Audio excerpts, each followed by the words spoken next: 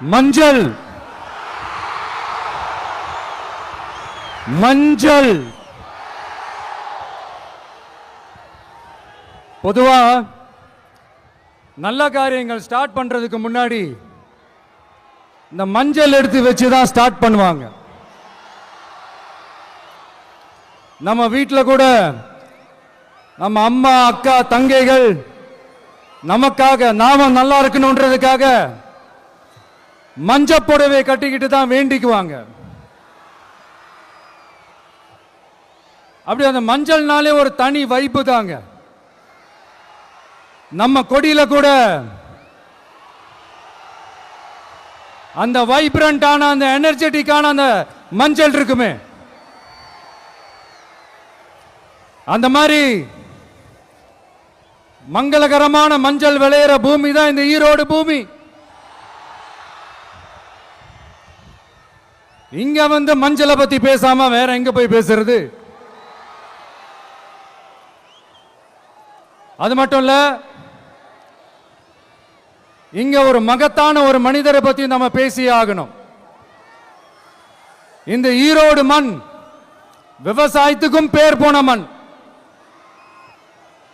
இங்க நடக்கிற அந்த விவசாயத்துக்கு மிக முக்கியமான ஒரு கவசமா இருக்கிறது என்ன தெரியுமா? காலிங்கராயன் அணை, காலிங்கராயன் கால்வாய். காலிங்கராயன் அணை கட்டினதுலையும் கால்வாய் வெட்டினதுலையும் உயிரான உணர்வு பூர்வமான நிறைய விஷயங்கள் இருக்குது. அப்படி அந்த ப்ராசஸ்ல அவர் அந்த அணை கட்டும் போதும் கால்வாய் வெட்டும் போதும் ரொம்ப சோர்வடைஞ்சிட்டாராம். அப்ப அவங்க அம்மா அதை பார்த்துட்டு சொன்னாங்களாம், மகனே காளிங்கா, தயிர் வித்த காசு தாழ்வாரம் வரைக்கும் இருக்குது, மோர் வித்த காசு முகுட வரைக்கும் இருக்குது, அதை எடுத்துக்கிட்டு போய் அணைய கட்டியா கால்வாய வெட்டியான்னு சொல்லி தைரியம் கொடுத்தாங்களாம். பெத்த அம்மா கொடுக்கிற அந்த தைரியம் இருக்கு பாருங்க, அதை தாண்டி வேற எதுவுமே கிடையாதுங்க. ஒரு மனுஷனால எதையும் சாதிச்சு காட்ட முடியும். அப்படி ஒரு தைரியத்தை தான் இப்ப நீங்க என்னுடைய அம்மா அக்கா தங்கைகள் நண்பா நண்பிகள் தோழர்கள் எல்லாரும் எனக்கு கொடுத்திருக்கிறீங்க. அதே தைரியத்தை, அதே துணையா என் கூட நிக்கிறீங்க. இதை எப்படி நம்ம பிரிச்சு விடலாம்? இதை எப்படி நம்ம கெடுக்கலாம்? என்னெல்லாம் அவதூறுகள் நம்ம விஜய் மேல சொல்லி மக்களை நம்ப வைக்கலாம்? என்னெல்லாம் சூழ்ச்சிகள் நம்ம விஜய் மேல பண்ணி மக்களை நம்ப வைக்கலாம்? இப்படி சூழ்ச்சிகளை மட்டுமே நம்பி பொழப்ப நடத்துற சில சூழ்ச்சிக்கார கூட்டங்கள் இதை தொடர்ந்து செஞ்சுக்கிட்டு தான் இருக்கு. ஆனா அவங்களுக்கு தெரியாது, இது இன்னைக்கு நேத்து வந்த உறவு இல்ல. கிட்டத்தட்ட 30-33 வருஷத்துக்கு மேல இருக்கிற உறவு. ஏன், நான் சினிமாக்கு வந்தப்போ எனக்கு வயசு 10. அப்பல இருந்தே இந்த உறவு ஸ்டார்ட் ஆகி போயிட்டு இருக்கேன்னு அவங்களுக்கு தெரியாம போச்சு. அதனால என்ன பண்ணாலும், நீங்க என்ன ட்ரை பண்ணாலும், எல்லாத்தையும் விட்டுட்டு மக்களுக்காக வந்திருக்கிற இந்த விஜய மக்கள் ஒரு நாளும் கைவிட மாட்டாங்க. மக்கள் கூடவே நிக்கிறாங்க, கூடவே நிப்பாங்கன்னு அவங்களுக்கு தெரியாம போச்சு. என்னப்பா நிப்பீங்கல்ல? உங்களை நம்பிதாப்பா வந்திருக்கிறேன். அதான் இந்த சத்தம் தாங்க வாழ்நாள் பூரா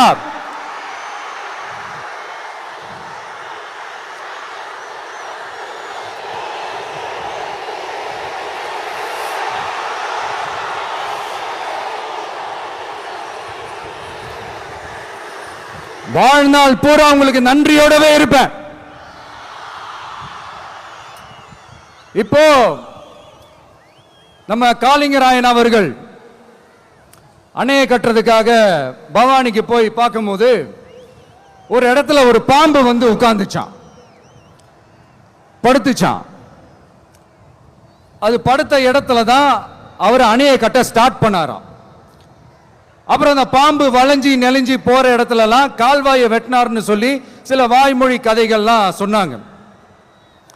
தண்ணியை சேமிச்சு வச்சு குடிக்கிறதுக்கும் விவசாயத்துக்கும். தம்பி கீழே இறங்கு, தம்பி கீழே இறங்குப்பா, ப்ளீஸ் கீழே இறங்குப்பா.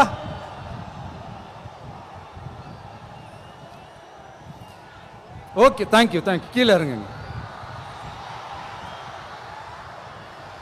கீழே இறங்குப்பா. நீ இறங்கினாதான் முத்தம் கொடுப்பேன்.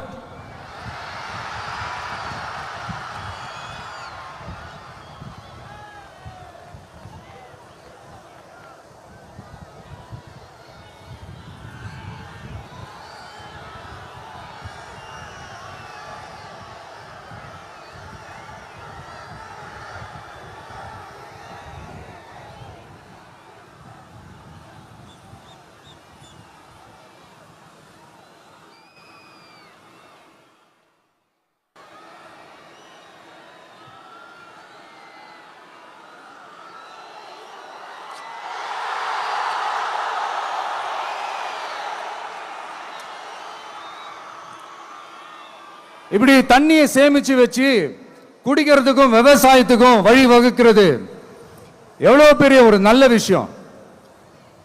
சோ இந்த மாதிரி நல்ல விஷயங்கள்லாம் செஞ்சிட்டு கதைகள் சொன்னா பரவாயில்ல, எதுவுமே செய்யாம கதைகளை மட்டும் அடிச்சு விடுறது எப்படி? அத்திக்கடவு அவிநாசி திட்டத்தை இன்னும் விரிவுபடுத்தினா அந்த 3 மாவட்டத்தில் இருக்கிற லட்சக்கணக்கான மக்களுக்கு எவ்வளவு பிரயோஜனமா இருக்கும். எத்தனையோ லட்சம் ஏக்கர் நிலங்கள்ல விவசாயம் நடத்தினா எவ்வளவு பிரயோஜனமா இருக்கும். ஏன் அதெல்லாம் பண்ண மாட்டேன்றீங்க? வள்ளுவர் கோட்டத்துக்கு காட்டுற அக்கறைய இங்க மக்கள் வாழ்வாதாரத்தில் கொஞ்சம் காட்டலாம்ல, ஏன் காட்ட மாட்டேன்றீங்க? இங்க என்ன கவர்மெண்ட் நடத்துறாங்களா இல்ல கண்காட்சி நடத்துறாங்களா? இந்த 21ஆம் நூற்றாண்டிலே மக்களை பத்தி எதுவுமே யோசிக்கிறது இல்ல. ஆனா அந்த காலத்திலேயே இது எல்லாத்தையும் பத்தி யோசிச்ச, மக்களை பத்தி, குடிக்கிற தண்ணியை பத்தி, விவசாயத்தை பத்தி, அணை கட்டுறதை பத்தி, கால்வாய் வெட்டுறதை பத்தி, இதெல்லாம் எங்கிருந்து? பவானியிலிருந்து நொய்யலாறு வரைக்கும் கால்வாய் வெட்டி இது எல்லாத்தையும் பத்தி யோசிச்ச காளிங்கராயன் அவர்களுக்கு கோடி கும்பிடு போட்டாலும் பார்த்தாதுங்க. இப்படி அந்த காலத்தில் இருந்த ஒரு ஹீரோவை பத்தி பேசிட்டு இந்த காலத்தில், அதாவது 1920th செஞ்சுரியில் இருந்த ஒரு ஹீரோவையும் பத்தி நம்ம பேசி ஆகணும்ல. ஒருத்தர் இலகிய மனம் கொண்ட ஹீரோனா இன்னொருத்தர் இரும்பு மாதிரி அயன் மேன் தான். எஸ், நம்ம ஈரோடு கடப்பாறை தான்.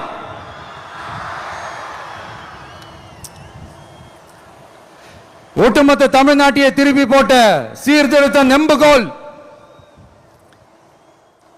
ஈரோடு மாவட்டத்தில் பிறந்த அவர்தான் இந்தியாவுக்கே இடஒதுக்கீடு சம்பந்தமான அரசியல் சட்டத்தை திருத்தறதுக்காக போராட்டம் நடத்தினவர் யாரு?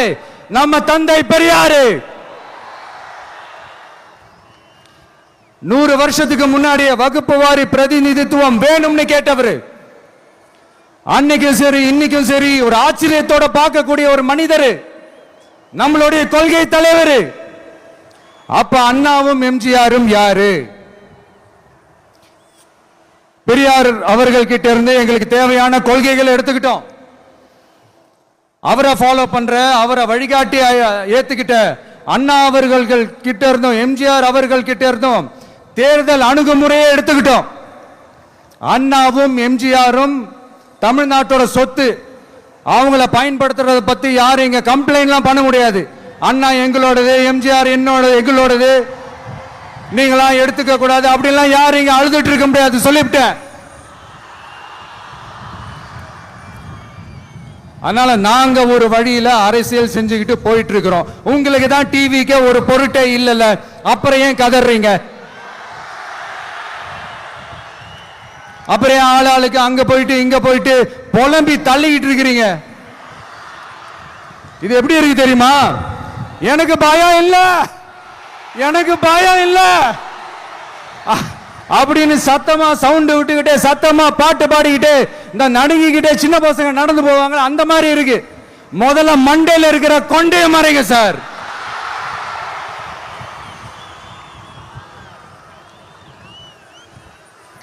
சும்மா மாறு வேஷத்துல மறு வச்சுக்கிட்டு மீடியா ஆளு ரேடியோ ஆளுன்னு இவங்க ஆளுங்களே மாத்தி மாத்தி அனுப்பிக்கிட்டு இதெல்லாம் என்ன மக்களுக்கு தெரியாதுன்னு நினைச்சிட்டு இருக்கீங்களா? மக்கள் எல்லாத்தையும் உன்னிப்பா கவனிச்சிட்டு இருக்காங்க. அதனாலதான் சொல்றேன், உங்களுக்கு நீங்க கொள்ளையடிச்சு வச்சிருக்கிற காசு தான் துணை. ஆனா எனக்கு என் மேல எல்லையில்லா பாசம் வச்சிருக்கிற இந்த மாசு தான் துணை.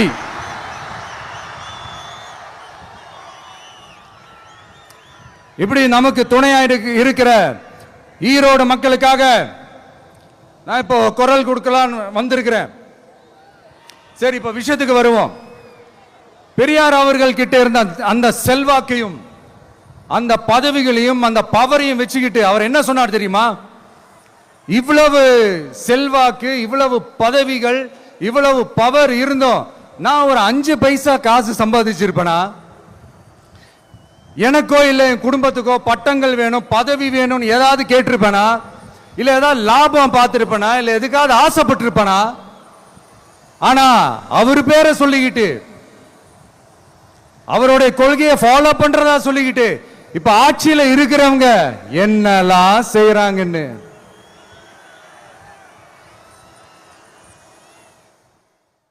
அதனாலதான் சொல்றோம், பெரியார் பேரை சொல்லிக்கிட்டு தயவு செஞ்சு கொள்ளையடிக்காதீங்கயா, தயவு செஞ்சு கொள்ளையடிக்காதீங்க. அவரு பேரை சொல்லிக்கிட்டு பெரியார் பேரை சொல்லி கொள்ளையடிக்கிற இவங்க தான் நம்மளுடைய அரசியல் எதிரி.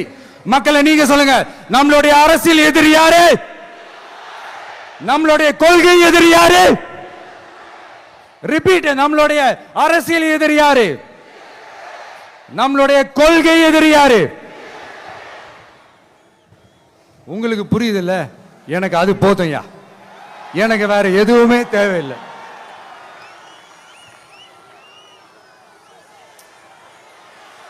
அதனாலதான்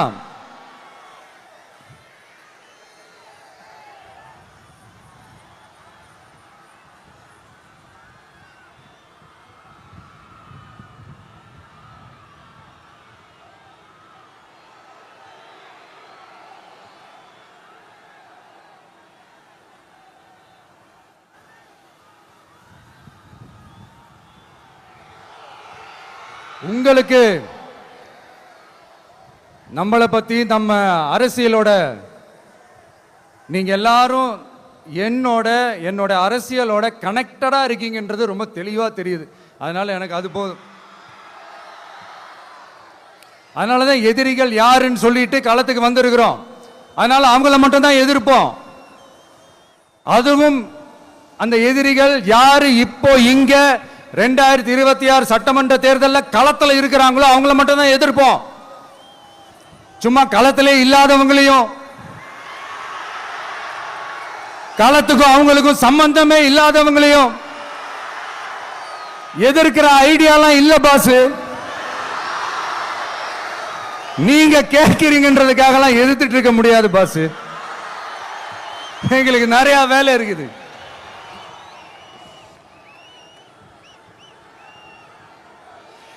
எத்தனை எத்தனை பொய்யான வாக்குறுதிகள். வந்த உடனே நீட்டை ரத்து செய்வோம், கல்வி கடனை ரத்து செய்வோம், கேஸ் சிலிண்டருக்கு மானியமா 100 ரூபாய் தருவோம், என்னெல்லாம் அடிச்சு விட்டுட்டு இன்னி வரைக்கும் கேட்கிறேன், இதெல்லாம் சொன்னாங்களே செஞ்சாங்களா? இவங்க எப்பவுமே இப்படிதான், சொல்றது ஒண்ணு செய்யறது ஒண்ணு. திமுகவும் பிரச்சனைகளும் ஃபெவிகால் போட்டு ஓட்டின ஃப்ரெண்ட்ஸ் மாதிரி ஒன்னிலிருந்து ஒன்ன பிரிக்கவே முடியாது. இப்போ ஈரோடு பகுதியில் இருக்கிற பிரச்சனையை பத்தி பேசுவோம். பெரியார் பேரை மட்டும் சொல்லிக்கிட்டு எப்படி அவரோட கொள்கைகளுக்கு எதிராக செயல்படுறாங்களோ அப்படிதான் இந்த மஞ்சள் நகரத்தோட மஞ்சளுக்கும் ஒண்ணும் பண்ணல, மஞ்சள் விவசாயிகளுக்கும் ஒண்ணும் பண்ணல. ஆராய்ச்சி மையம், சிறப்பு மையம்னு கோடி கோடியா டெண்டர் விட்டாங்க, பேருக்கு கட்டிடத்தை கட்டினாங்க. ஆனா உலகமே போட்டி போட்டு வாங்குற மஞ்சளை மதிப்பு கூட்டி விற்பனை செய்ய, அதாவது அதோட வேல்யூ இன்க்ரீஸ் பண்ணி நம்ம விவசாயிகளுக்கும் இந்த மாவட்ட மக்களுக்கும் நன்மை செய்ய இதுவரைக்கும் என்ன செஞ்சிருக்காங்கன்னு யோசிச்சு பார்த்தா ஒரு பெரிய ஜீரோ தான். கரும்பு நெல்லுக்கு அரசாங்கம் விலை பிக்ஸ் பண்றாங்க, அதையும் ஒழுங்கா பண்றதில்ல. ஒவ்வொரு முறையும் பிரச்சனை. அங்க நெல் கொள்முதல் செய்யறதுல ஊழல். சரி, நாம கஷ்டப்பட்டு விளைய வச்சது வீணா போக கூடாதுன்னு நினைச்சு நம்ம விவசாயிகள் கேட்கிற லஞ்சத்தை கொடுத்தாலும் அதுக்கப்புறம் கூட அந்த கொள்முதல் ஒழுங்கா நடக்கிறது இல்லை. அதையும் தாண்டி ஏதோ ஒரு விலை விவசாயிகளுக்கு கிடைக்குது. அப்படிலாம் இல்லாம ஒழுங்கா நேர்மையா நம்ம மஞ்சளுக்கும் நியாயமான விலை பிக்ஸ் பண்ணி தரமான விதைகளை கொடுத்தா என்ன குறைஞ்சா போயிடுவாங்க? இதெல்லாம் யோசிக்கிறதுக்கு அவங்களுக்கு நேரமே இல்லை. 24/7 அவங்களுடைய யோசனை என்ன தெரியுமா? இந்த விஜயை எப்படி முடக்கலாம், தமிழக வெற்றி கழகத்தை எப்படியெல்லாம் முடக்கலாம், அப்படிதான் அவங்களுடைய சிந்தனையே 24/7. எத்தனையோ வருஷத்துக்கு முன்னாடி நம்ம காளிங்கராயர் நதிகளின் இணைப்புக்கு முன்னோடியா இருந்தார். பவானி ஆத்துல வர அதிகமான தண்ணீர் அணை கட்டி தேக்கி தண்ணீர் வறட்சியான பகுதிகளுக்கு அனுப்பினார். ஆனா இன்னைக்கு இவ்வளவு நவீன வசதிகள் இருந்தோம், இவ்வளவு சயின்ஸ் வளர்ச்சிகள் இருந்தோம், இவ்வளவு டெக்னாலஜி வளர்ச்சிகள் இருந்தோம், அவங்க வாக்குறுதியில் ஒன்று கொடுத்தாங்கல்ல, பவானி நொய்யலாறு அமராவதி 6 இணைப்பு திட்டத்துக்கு ஒரு துரும்ப கூட கிள்ளி போடல. வாக்குறுதி நம்பர் 103 சொன்னாங்களே, செஞ்சாங்களா? சரி, இதாவது ஒரு பெரிய ப்ராஜெக்ட் வைங்க. ஆறுகளை சுத்தப்படுத்த பல்லாயிரம் கோடி நிதி ஒதுக்குவோம், தமிழ்நாட்டில் உள்ள ஆறுகளை சுத்தப்படுத்துவோம்னு சொன்னாங்களே, செஞ்சாங்களா? ஆனா ஆத்து மணலை கொள்ளையடிக்கிறதுல மட்டும் வேலையை கரெக்டா செய்வாங்க. இதை நான் ஏன் திரும்ப திரும்ப சொல்றேன்னா, மக்களே நீங்க புரிஞ்சுக்கணும். கொஞ்சம் மசந்தா மற்ற மாவட்டங்கள்ல மணல் காணாம போன மாதிரி, மலைகள் காணாம போன மாதிரி, நம்ம மாவட்டத்தில் தனி வளத்தை கொடுத்த செம்மண்ணும் காணாம போறதுக்கு வாய்ப்பு இருக்கு மக்களே. நம்ம மண்ணுக்கும் நம்ம ஆத்துக்கும் நம்ம விவசாயிக்கும் தான் இந்த மோசமான நிலைமை. அதனால ஏதாவது தொழில் செஞ்சு பிழைக்கலாம்னு பார்த்தா அதுக்கும் எங்க விடுறாங்க? தொழில்னு பார்த்தா 30% நெசவாளர்களுக்கு கூலி பாக்கி. அரசாங்கம் நம்ம நெசவாளர்கள் கிட்ட இருந்து கொள்முதல் செய்த வேட்டி சேலைக்கான கூலியை கூட போராடித்தான் வாங்க வேண்டியதா இருக்குது. அது சலுகையோ உதவியோ நலத்திட்டமோ கிடைக்காது. நம்ம உழைப்புக்கான ஊதியம், நம்மளோட உரிமை, அதுக்கே போராட வேண்டிய நிலையில தான் இந்த அரசாங்கம் நம்மளை வச்சிருக்கு.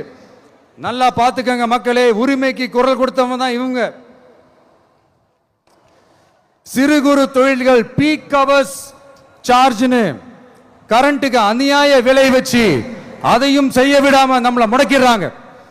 அந்த பீக் ஹவர்ஸ் சார்ஜ் கொள்ளையால எத்தனை வருஷமா எவ்வளவு பேர் பாதிக்கப்படுறோம், எவ்வளவு தொழில்கள் பாதிக்கப்படுது.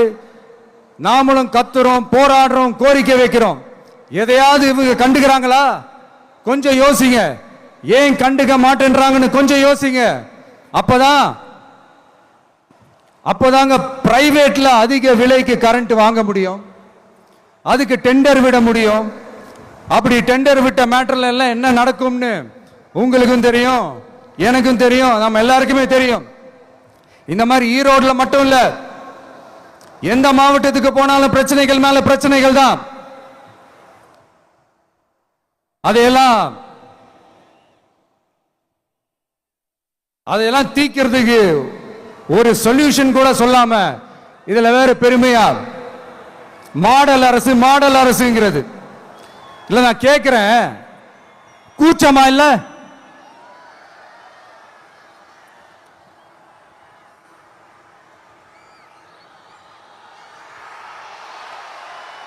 இதெல்லாம் கேட்டா அப்படியே நம்ம பக்கம் யூட்டர்ன் அடிச்சு வந்துருவாங்க. விஜய் என்ன அரசியல பேச மாட்டேன்றாரு, விஜய் என்ன சினிமா டயலாக் மாதிரி பேசுறாரு. விஜய் பஞ்ச் டைலாக் பேசுறாரு, விஜய் 10 நிமிஷம் தான் பேசுறாரு, 9 நிமிஷம் தான் பேசுறாரு. நான் எத்தனை நிமிஷம் பேசினா உங்களுக்கு என்ன சார்?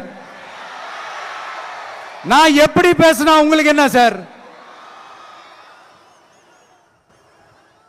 உள்ள விஷயம் என்னன்னு பாருங்க சார். ஒவ்வொரு மாவட்டத்துக்கும் போய் மக்கள் ஃபேஸ் பண்ற பிரச்சனைகளை எடுத்து பேசிட்டு இருக்கிறேன். பின்ன அது அரசியல் இல்லாம வேற எதுதான் அரசியல்? உங்களை மாதிரி தனிப்பட்ட முறையில் தரக்குறைவா அசிங்கமா பேசுறதுதான் அரசியல்னா அந்த அரசியல் நமக்கு வராது. வராதுன்னா நல்லாவே வரும். உங்களை விட எனக்கு அது நல்லாவே வரும். வேணான்னு விட்டு வச்சிருக்கிறோம். அப்புறம் உங்களுக்கு நமக்கு என்ன வித்தியாசம்? காஞ்சிபுரத்தில் நாம பேசும்போது இந்த மாதிரி உங்களால் அமைக்கப்பட போற ஆட்சியில நம்ம ஆட்சிக்கு வந்த உடனே என்னெல்லாம் செய்ய போறோம்ன்றது சிலது சொன்னோம். அதையெல்லாம் தப்பா புரிஞ்சுக்கிட்டு இப்போ சொல்றேன், விளக்கமா சொல்றேன். நான் சலுகைகளுக்கு எதிரானவன் கிடையாது. மக்களுக்கான சலுகைகளை இலவசம்னு சொல்லி அசிங்கப்படுத்துறதுல எனக்கு உடன்பாடு கிடையாது. மக்கள் காசுல மக்களுக்கு செய்யறதை எப்படி இலவசம்னு சொல்லுவீங்க? அப்படியே செஞ்சிட்டாலும் ஓசில போறேன்னு சொல்லி அசிங்கப்படுத்துறீங்க. என்ன கேட்கறதுக்கு ஆள் இல்லைன்னு நினைச்சீங்களா? மக்களுக்கு ஒண்ணுன்னா இந்த விஜய் வந்து நிப்பா, இந்த விஜய் வந்து கேள்வி கேட்பா. இந்த விஜய் எப்பவுமே மக்கள் பக்கம் தான், அதே மாதிரி மக்களும் என் பக்கம் தான். என் மக்கள் மானத்தோட மரியாதையோட கௌரவத்தோட வாழணும். என் மக்கள் யாருக்கும் கீழே கிடையாது. அப்படி அவங்க கௌரவத்தோட வாழணும்னா அவங்களுக்கான வாழ்க்கை தரம் உயரணும். வாழ்க்கை தரம் உயரணும்னா அவங்களோட வாழ்வாதாரம் உயரணும். வாழ்வாதாரம் உயர்ந்தாதான் பொருளாதாரம் உயரும்.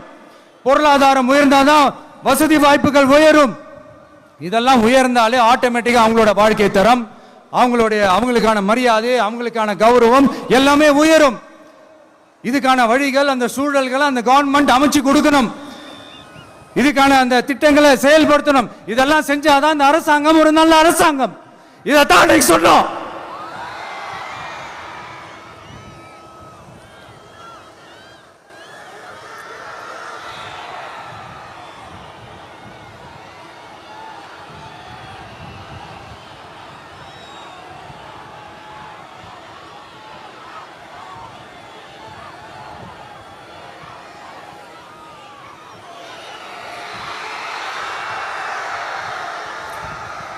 இதைத்தான் இன்னைக்கு சொன்னோம். உடனே சொன்னா மட்டும் போதுமா? எப்படி செயல்படுத்துவீங்க? நாங்க என்ன வாயிலேயே வடை சுடுறதுக்கு டிஎம்கேவா? டிவிகேடா?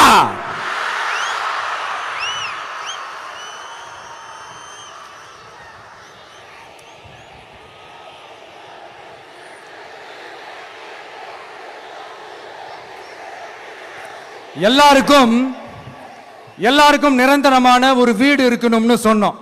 உடனே எங்க ஆட்சியிலே நாங்க எல்லாரும் வீடு கட்டி கொடுத்துட்டோமே அப்படிங்கிறது இல்ல. நான் கேட்கிறேன், இங்க உங்களை தான் கேட்கிறேன், இங்க வாடகைக்கு இருக்கிறவங்களே இங்க யாரும் இல்லையா? எல்லாருக்கும் சொந்தமா வீடு கட்டி கொடுத்துட்டாங்களா? அடுத்து வீட்டில் இருக்கிற ஒவ்வொருத்தரும் மினிமம் டிகிரி படிச்சிருக்கணும் அப்படின்னு சொன்னோம். உடனே எங்க ஆட்சியிலே எல்லாரும் டிகிரி படிச்சு முடிச்சிட்டாங்களே அப்படிங்கிற மாதிரி சொல்றது அது உண்மைனா? ஸ்கூல் லெவல்லையே டிராப் அவுட்ஸ் அதிகமானது யாரோட ஆட்சியிலங்க?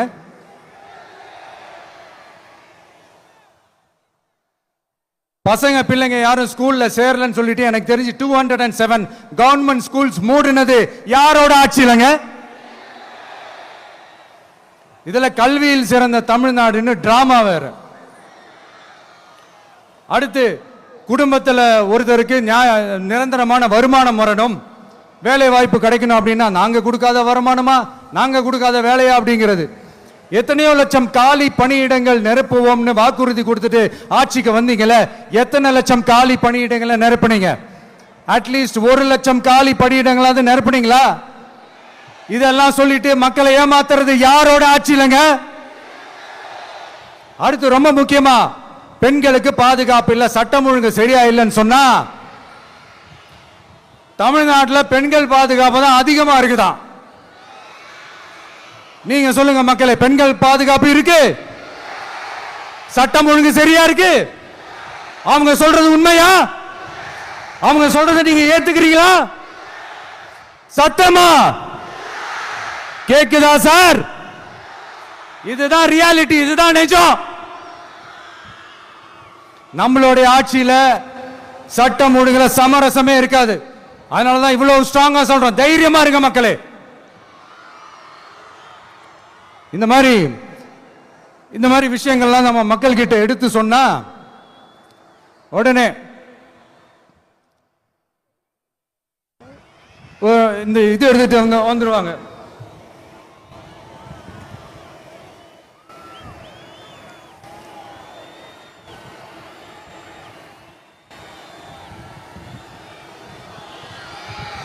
இந்த மாதிரி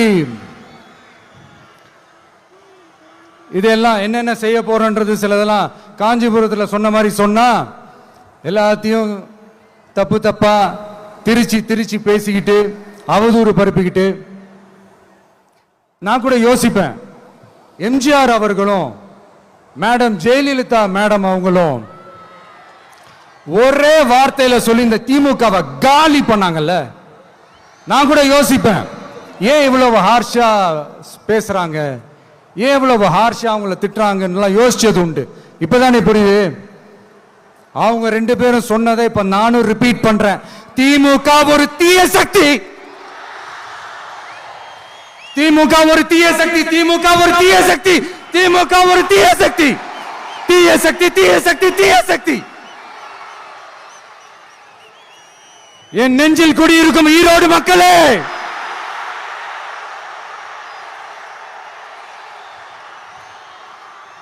டிவிகே ஒரு தூய சக்தி. எப்படி? டிவிகே ஒரு தூய சக்தி. தூய சக்தி டிவிகேவுக்கும் தீய சக்தி டிஎம்கேவுக்கும் தான் போட்டியே.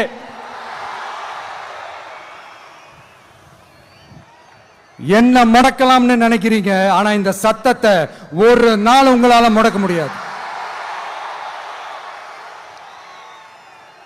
மக்கள் விரோத திமுக அரசை வீழ்த்த மக்கள் சக்தியான நம்மளால மட்டும்தான் முடியும். அண்ணன் செங்கோட்டையன் அண்ணன் அவர்கள் நம்ம கூட வந்து சேர்ந்தது நமக்கு ஒரு மிகப்பெரிய ஒரு பலம். அந்த மாதிரி செங்கோட்டையன் அண்ணன் அவர்கள் மாதிரி இன்னும் நிறைய பேர் வந்து சேர இருக்கிறாங்க. அவங்க எல்லாருக்குமே அந்த உரிய அங்கீகாரத்தை கொடுப்போம். அது மட்டும் இல்ல, அப்புறம் இன்னொரு விஷயம் சொல்ல மறந்துட்டேன். இப்போ ரீசண்டா ஒரு இடத்துல நம்ம சிஎம் சார் அவர்கள் பேசும்போது சொன்னாங்க, என் கேரக்டரையே புரிஞ்சுக்க மாட்டேங்கிறேன். இது சினிமா டயலாக் இல்லையா? நான் ஏதாவது பேசினா சினிமா டயலாகா? சார் பேசினா அது சினிமா டயலாக் இல்லையா? சிலப்பதிகாரத்திலிருந்து எடுத்ததா அந்த லைன்? சினிமா டயலாகா? சார் பேசினா அது சினிமா டயலாக் இல்லையா? சிலப்பதிகாரத்திலிருந்து எடுத்ததா அந்த லைன்? என் கேரக்டரையே புரிஞ்சிக்க மாட்டேன்றது. உங்களை எப்படிதான் சார் புரிஞ்சுக்கிறது? எந்தெந்த விஷயத்துலலாம் சார் உங்க கேரக்டர் நாங்க புரிஞ்சுக்கிறது? அதையும் நீங்களே சொல்லிட்டீங்கன்னா கொஞ்சம் நல்லா இருக்கும் சார். சட்டம் ஒழுங்குல நாடே சந்தி சிரிக்குது அதுலயா? பெண்கள் பாதுகாப்புல நாடே சந்தி சிரிக்குது அதுலயா? பொய் வாக்குறுதிகளா கொடுத்து ஏமாத்தி ஆட்சிக்கு வந்தீங்களே அதுலயா? எதுல தான் சார் உங்க கேரக்டர் நாங்க புரிஞ்சுக்கிறது? ஆனா ஒண்ணு, தமிழ்நாட்டில் ஆட்சி செய்யற நீங்களும் சரி, ஒன்றியத்தில் ஆட்சி செய்யறவங்களும் சரி, நீங்க ரெண்டு பேரும் முதல்ல என்னோட கேரக்டரை புரிஞ்சுக்கணும் சார். என்னோட கேரக்டர்னு சொன்னது நம்ம மக்களோட கேரக்டர். 2026 சட்டமன்ற தேர்தலோட அந்த கேரக்டரே கொஞ்சம் வேற மாதிரி சார். அதை கொஞ்சம் தயவு செஞ்சு நீங்க புரிஞ்சுக்கணும் சார். புரிஞ்சுக்கலன்னா மக்களே உங்களுக்கு புரிய வைப்பாங்க சார். கான்பிடென்டா இருங்க சார். நல்லதே நடக்கும் சார். வெற்றி நிச்சயம் சார். மீண்டும் சந்திக்கும் வரை நன்றி, வணக்கங்க சார். நண்பா, நண்பிகள், இங்க எல்லாம் பார்த்தோம், எல்லாம் நல்லபடியா நடந்தது. சேஃபா வந்துட்டு சேஃபா வீட்டுக்கு போயிடுங்க. எனக்கு எல்லாத்தையும் விட நீங்க தான் எனக்கு முக்கியம். தயவு செஞ்சு சேஃப்டியா போயிட்டு வாங்க. ஒரு ஈரோடு செல்ஃபி ஒன்று எடுப்போமா?